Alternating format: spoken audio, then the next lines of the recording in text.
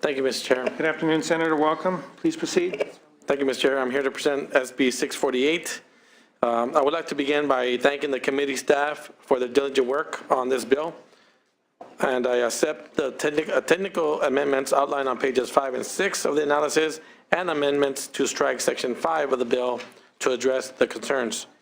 SB 648 is an important senior protection bill that closes a significant gap in current licensing requirements for placement referral agencies and ensures that seniors and their families are making the most informed decision about their long-term care placement.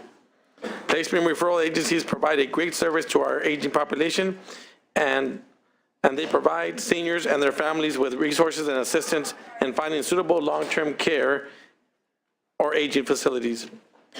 For seniors, when following a hospital stay or a sudden decline in independence, finding assisted living or care options can be daunting.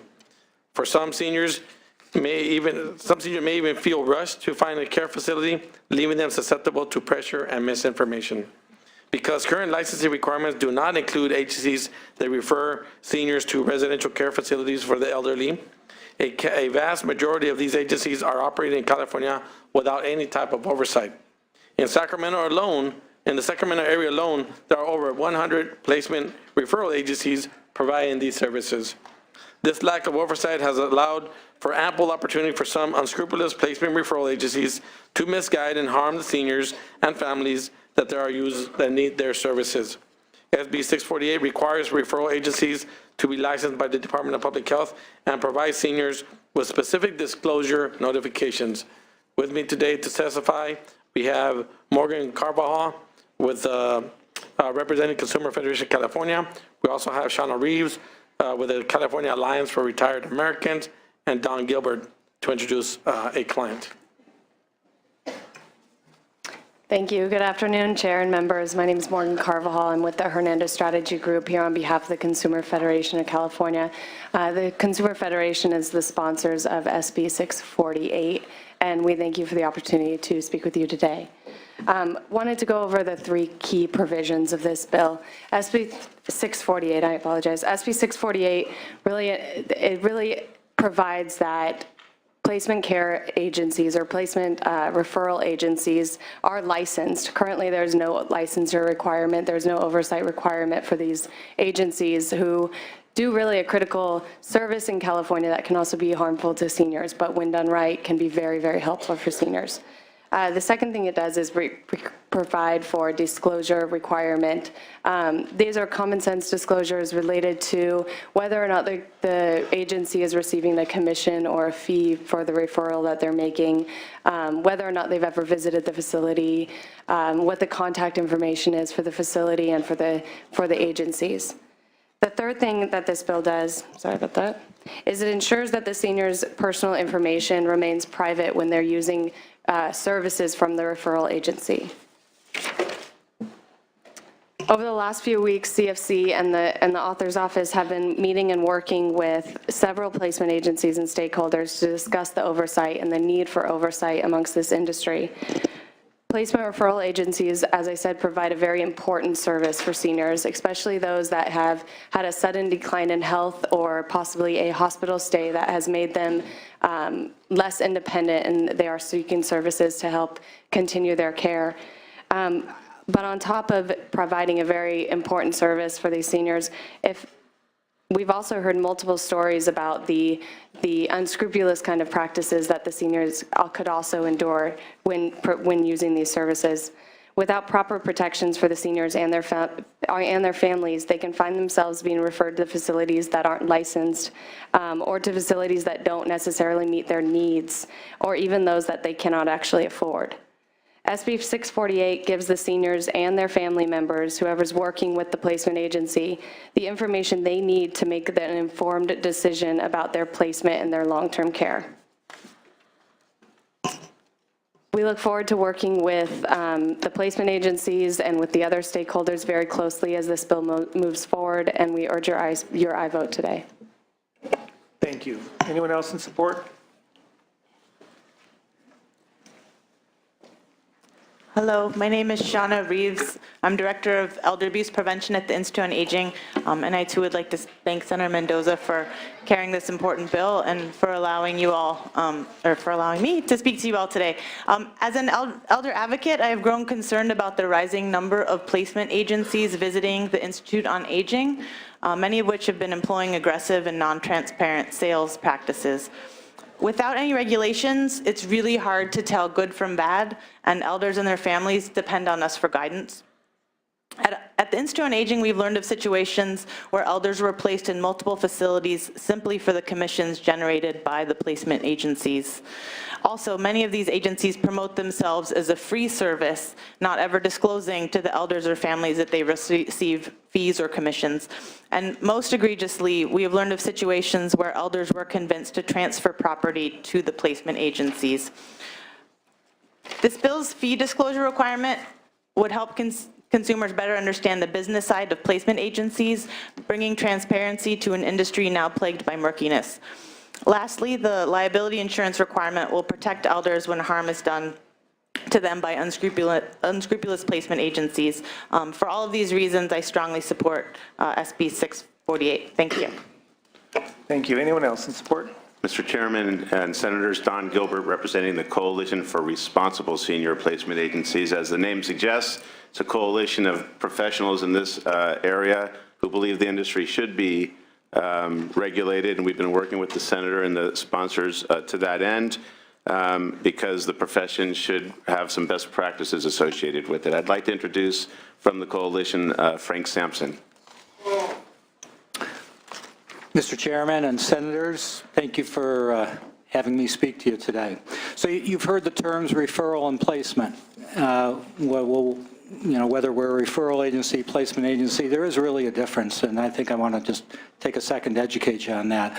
A referral agency is somebody who sends a referral of a senior family to an assisted living facility. It's up to that assisted living facility then get in contact with that senior or family representative and letting them be aware of their services. Placement, what we do is we ourselves work with the family. We're full service professional organizations that meet with the family and assist them in actually escorting them to the various locations that we think would be a right fit based upon their needs. So there is a difference between the two. I think what will help, everybody understand what some of the, what we think bigger issues are and why regulation, why we're in favor of some form of regulation, is something that just happened to me recently. Just within the past couple of weeks, I worked with a family. I was working, it was a referral that came to us. And as a husband whose wife was diagnosed with Alzheimer's in her late 60s, she was currently in her early 70s now, and her disease progressed to the point where she was pretty much in more of a vegetative state. She was already at a memory care location, but the family was not happy with the service that she was receiving at that location. High turnover, that's not even the point here, but the husband wanted to move her. So after finding out exactly what the needs were, we met with the husband and certainly talked with him and mentioned the names of the homes that we felt, there were two that we felt would fit the needs of his wife, all right, who was probably at her later stage of life. And we did that. And we found, he decided to select a home. We actually had to arrange for transportation from her from one location to another. She was in a gurney, so we had to get special transportation. We had to work very closely with the hospice organization and transitioning all of that. And actually, it happened within a 48-hour period, all of that, all right? So it did take up a lot of our time. Considering her situation, the actual placement went extremely well, and the family was very happy, to the point where the husband had to take a couple days off because he was in bad health as well. I got a call just the other day from the owner of this 6-bed home, and that's where we place them, a licensed 6-bed home that has an excellent reputation. And they called and they said, Frank, you got to call this other agency, a large online referral agency. And I said, why would I have to call them? Because they're saying that I owe them money. So I can't pay them and pay you. So I said, what do you mean? So this is what happens. So basically, the point I want to raise, this is not a race. And what the industry has been set up to do through the past decade or more is it's a race to whoever gets to that assisted living facility first, and they're going to get paid the commission. Even though the family signs something with us saying that they want us to represent them and help them, we're kind of in that, in that battle. And that is a big issue going on amongst others that were brought up earlier. So I want to thank you all very, very much and be happy to answer any questions. Thank you. Anyone else in support? Mr. Chairman and members, Roxanne Gould, representing 6beds Inc. It's an association that was formed last year of exactly the group that my colleague to my right is speaking of. They were formed last year. They have 1,100 members and growing, and they have serious concerns with this particular practice. It's preying on a family at a particularly vulnerable and very fast-moving time. 2 months ago was looking for a home for my mom and went through 5 pages of search engines looking for a facility that wasn't related to one of these agencies.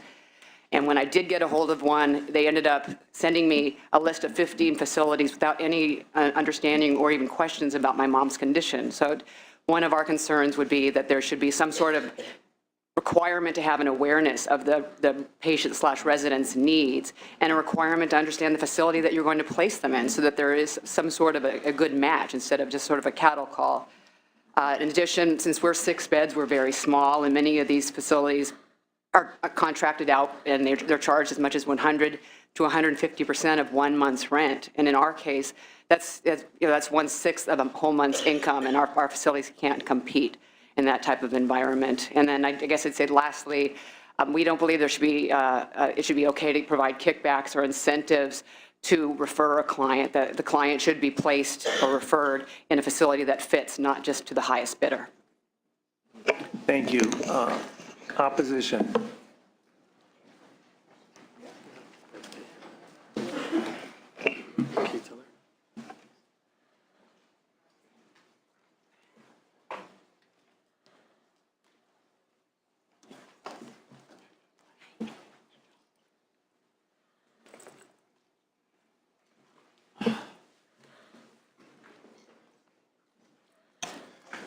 Mr. Chairman, members of the committee, Cliff Berg.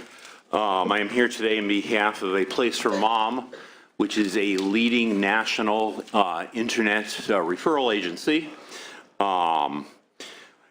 Talking about the subject matter, I want to make the point that California consumers today look to the internet for information about how they make decisions. They make decisions about what restaurants to go to, what hotels to stay in. They make decisions about where to place parents based upon information sources, and there are different models. And one of the most popular models today in our society, because that's where many generations have been moving in the technology area, is to the internet.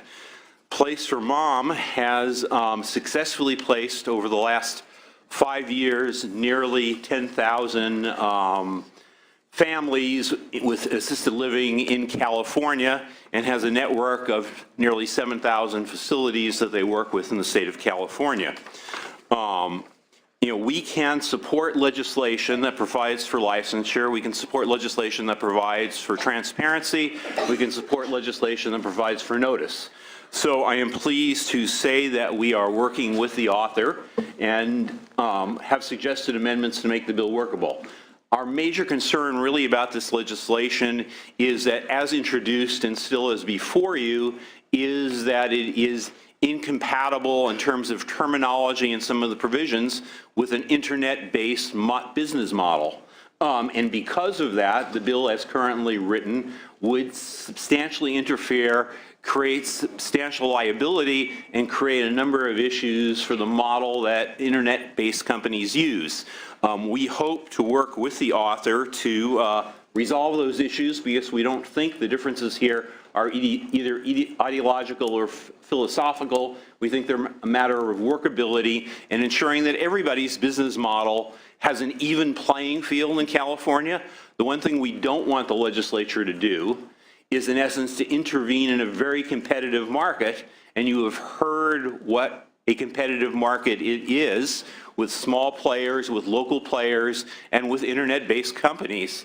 And that competition, frankly, helps California consumers and provides choices. We have worked successfully with thousands and thousands of families in finding quality care and quality facilities for them, and we hope to continue that. We don't want to see any legislation that passes that prevents us from being able to do that, and we look forward to working with Senator Mendoza. I do have with me Camelia Cleveland, who is legal counsel for A Place for Mom. I'd like to introduce her, and she's wanted to make a brief statement and is also obviously available for any questions. Thank you. Thank you, Chairman. Thank you, Chairman Hernandez, Senator Mendoza, and Senators. My name is Camille Cleveland. I'm Senior Vice President of A Place for Mom, and I'm proud to appear before you today. Thank you so much for the opportunity. A Place for Mom started in Seattle in 2000. Joan London, a Sacramento native and former host of Good Morning America, is our national spokeswoman, so I hope you've all heard of A Place for Mom.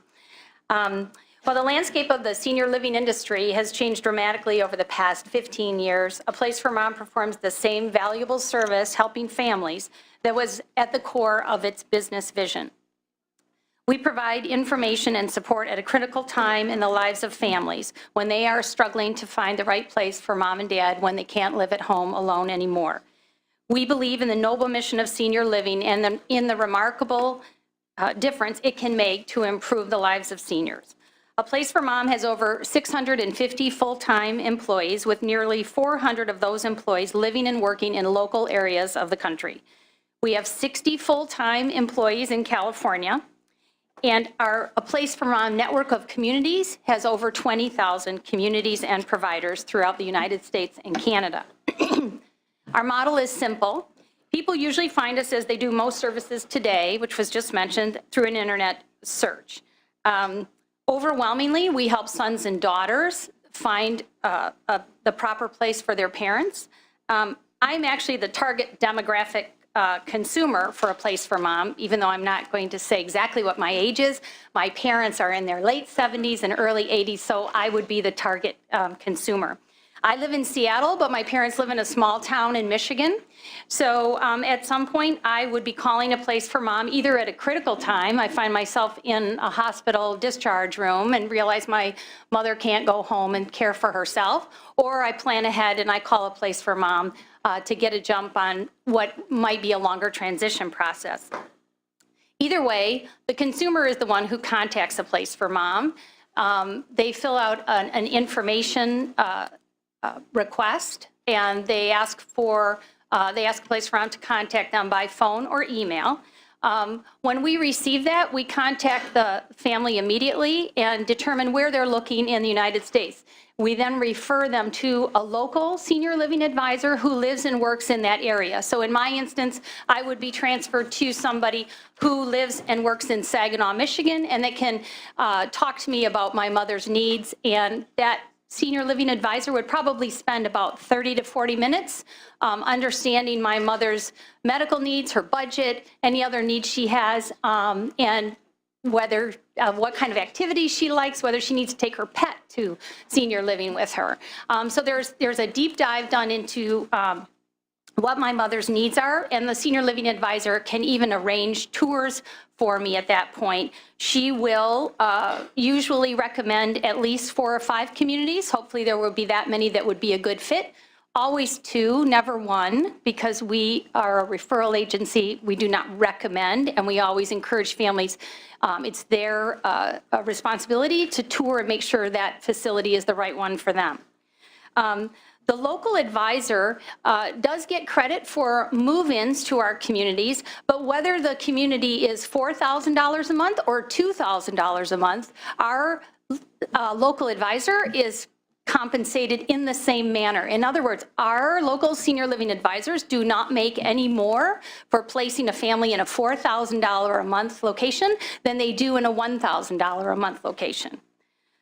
Along the way, this service is free to families because A Place for Mom is paid by its partner communities. We actually proudly disclose this on our website. That's a good thing to be free because there's lots of things to be worried about when you're in the middle of this overwhelming decision. And one of them is not, how am I going to pay to have somebody help me? So we have local advice. The service is free because we're paid by our partner communities. We have no problem with that disclosure. Obviously, as I said, we do that already. In addition, I think A Place for Mom, actually, and Senator Mendoza and I have discussed this. We believe that A Place for Mom actually raises the standard for senior living referral agencies. We do several items, some of which are not in the proposed bill. We refer only to licensed assisted living communities. Twice a year, we make sure at each state website for all 20,000 partners that we have, that those licenses have not expired and that they're in good standing. Twice a year, we also look at all the websites of the 50 states and make sure that they have no violations in terms of neglect or endangerment. We perform background checks on our employees. We self-designate ourselves as a mandatory reporter. We provide clear and conspicuous links to our privacy policy in terms of use. We never own or operate any communities to which we refer families. As I said at the outset, before we can connect and help families, they seek out our service primarily through an internet search. SB 648, unless amended, impedes that process by setting up specific font size and signatures which do not exist in an internet business model.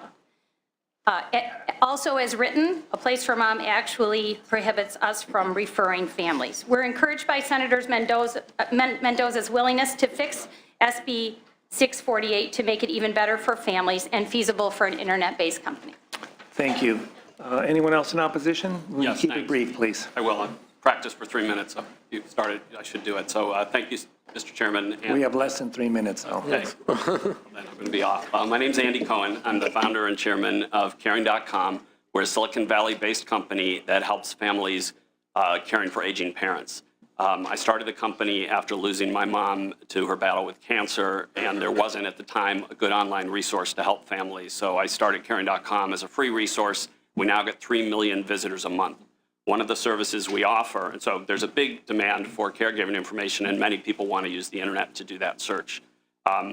One of the services we offer is if they want to search for senior housing, we have ratings and reviews, sort of like TripAdvisor, and they can get information, see the ratings and reviews, and if they want more information, they can call one of our family advisors, and we'll do a 20 to 30-minute assessment for free, and then match them with 4 communities that meet their geographic and budgetary needs. Thousands of families have used that service. We get wonderful feedback from the consumers that we've been able to help them in their time of need, especially ones that don't live in the area. So we disclose that we get paid. It's on our website. It's what we say over the phone. We have liability insurance. We only refer to licensed facilities. So the 2 concerns we have with the bill, and I will be very quick, are one, we have heard some stories and anecdotes about issues with seniors. We think there's probably about 100,000 referrals a month in California. We haven't seen any data that says how many complaints there are, any statistically significant reports. We haven't seen consumers. I get hundreds of thank you notes a day. I don't see the complaints, so I'm not sure that it's warranted to set up an elaborate licensing scheme.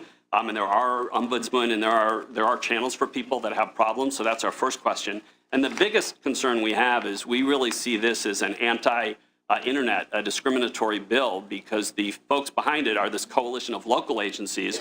That's great if people want to get driven around and write in 16-point type and sign their name. That's great. But if people want to use the internet, we want to give consumers options. And many of the provisions in this bill are anti-internet.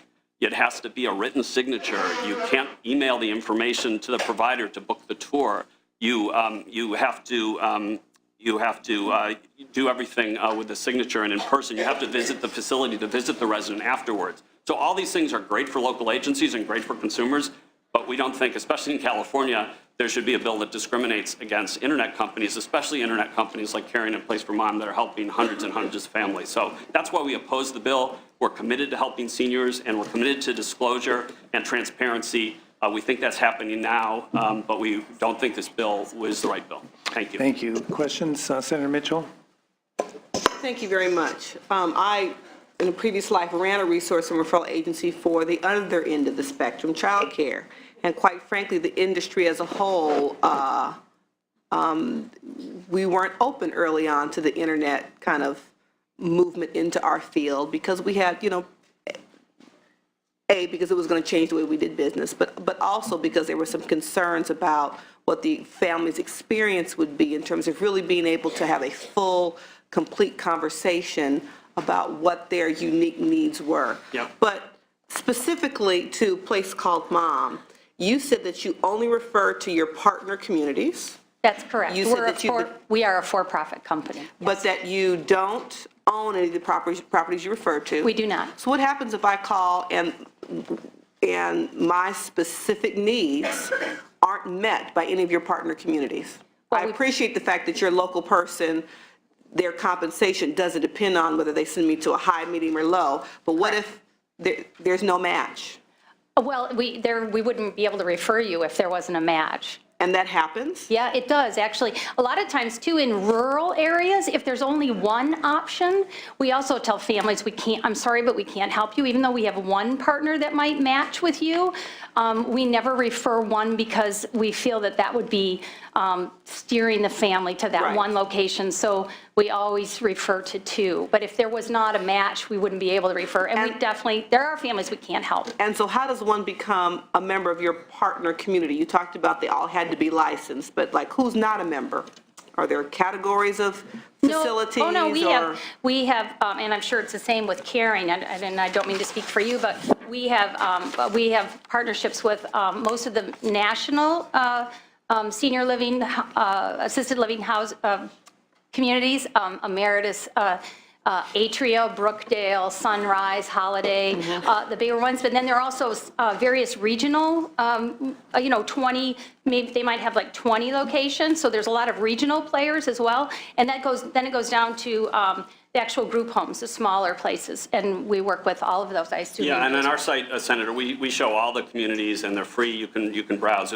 But if we talk to you and we refer you, we will often refer to places that don't pay us a referral fee if there's a budget need. We'll send them to the local area agency on aging if they're on Medicaid and things like that. So we'll try to match, but we can't always match. But we do provide them with information regardless. So I hear and I get the challenges you say aspects of the bill pose to your ability to offer this service online. But what attracts me to the bill, I'm looking at the amendment mock-up language, is really the extra protection that, the referral entity can't have an exchange of monetary value or gifts received. How do we protect against that if we don't support the bill today? Well, I think you've got an industry that is disclosing today. It's on our website. It's on Place for Mom's website. It's what we tell customers. I think it's actually working. The problem with the bill is it says that they have to sign something in 16-point type. They have to, drive. It has to be a wet signature, that kind of thing. Yeah, I mean, and to be candid, we're not asking you to not support the bill today. We're asking you basically to help us work with the author to retool the bill so it's compatible with the internet business model, which I think we have an agreement that we're going to try to do that. So while, we're opposed unless, well, at least speaking for, Place for Mom, we're opposed unless amended. We've had a conversation about amendments. We think that we're going to hopefully get there. So, but our choice, of course, was to just say we think the bill should be amended or opposed unless amended. Hopefully at the end of the day, before this bill passes the state Senate, hopefully before it passes the Senate Judiciary Committee, because it's double referred, we'll be able to make progress on language and resolve the issues. Because a lot of the stuff, as you pointed out, is good stuff, which at least, we have no problem with those kinds of disclosures, notices, et cetera, et cetera. We just want to be able to do them in an internet-friendly manner. So, a click-through or an email versus a written, whatever, or 16 font type, And one of the provisions is you can't, a consumer calls us and we say there's 4 great facilities, they go, so great, we say, we can book you a tour, great. The bill says we can't email their information to the facility to book a tour. So that, right there, we can't help those families. I got it. Doesn't make any sense. Thank you, Senator Mr. Chair. Wolf, yes, Senator I Wolf. just wanted to make one comment. I think it's important that we preserve and frankly encourage the internet access for this. I think that is a key issue, and I'll tell you why. My own personal experience, I did try with the state of New Jersey, and I love New Jersey, but I tried to find a facility for a relative that was in New Jersey, and it was a nightmare. And I'm not sure that it's very different in our state or any other state. It's just, there's something about bureaucracies that are just terrible for people that use the telephone. So I ended up with a place for mom. And although you couldn't help, the amount of information I got was very helpful. It was very easy to use. People called me on the phone. I mean, it got so it was a bit too much. But in terms of being effective and meeting a need on the other side of the country and not having to go through some bureaucracy that really probably had no money set aside to make any kind of rational database, I really did appreciate the information, even though for other reasons we didn't follow through. I think it's important, Senator, I think the bill's important. I think licensing is important, notice is important, and protections for the people that use it and the consumer is really important. But I want to encourage this. I don't want to discourage. Yeah, me too. I didn't even know there was another one. The only one I know about was a place for mom caring. We got to make more of these, not less. So I'd really like to see the language modernized.